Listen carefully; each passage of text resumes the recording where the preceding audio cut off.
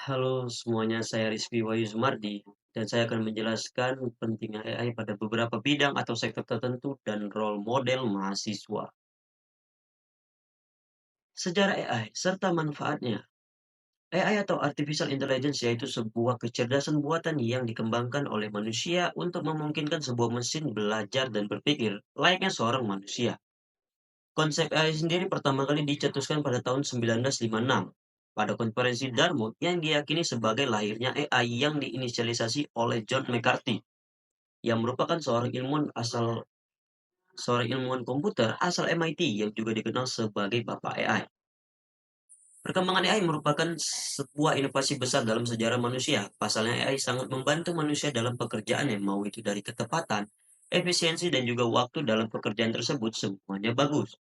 Penggunaan AI yang begitu banyak membuat perkembangannya semakin pesat hingga merambah ke berbagai sektor dan bidang pada masa kini. Contoh penerapan.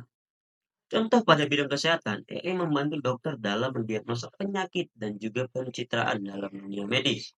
IBM Watson Health yang dirancang untuk menganalisis data pasien yang nantinya AI ini akan memberikan rekomendasi pengobatan sesuai dengan riwayat penyakit pasien tersebut.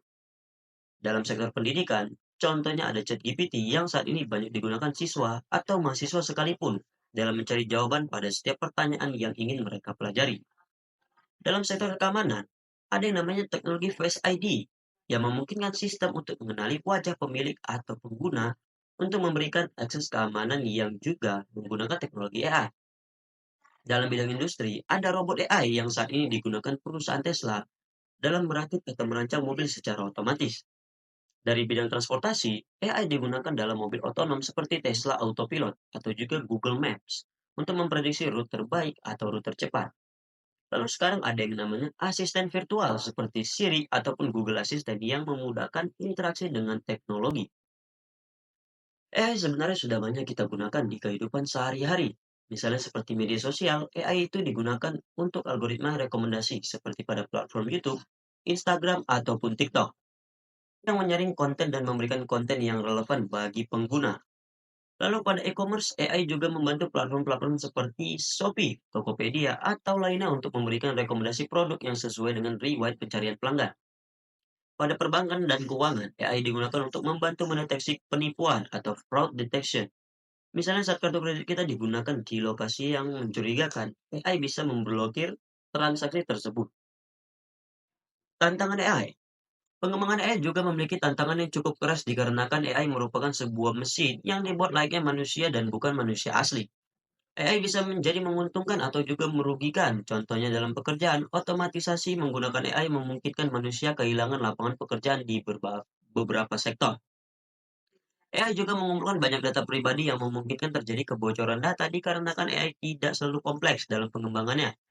Ia juga bias dalam suatu konteks jika data yang masuk tidak akurat atau tidak seimbang, maka AI bisa salah memilih. Tokoh inspirasi atau role model.